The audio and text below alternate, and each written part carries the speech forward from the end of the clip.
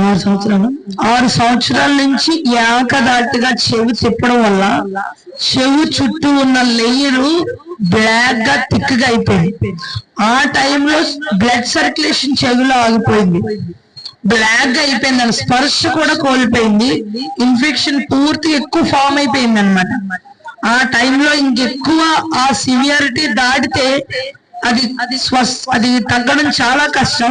కానీ వెంటనే రమ్మని ప్రేయర్ చేసాము.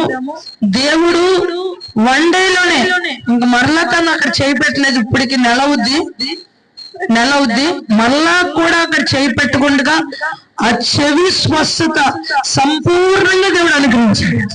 ఆ ఇన్ఫెక్షన్ అంతా 6 సంవత్సరాల నుంచి బాధపడుతున్న చెవి ఇన్ఫెక్షన్, అలాగే ఎగ్జామినేషన్ భయంకరమైన గ్యాస్ట్రిక్, ఏ మెడిసిన్ ఉపయోగించకుండా సంపూర్ణంగా దేవుడు స్వస్థత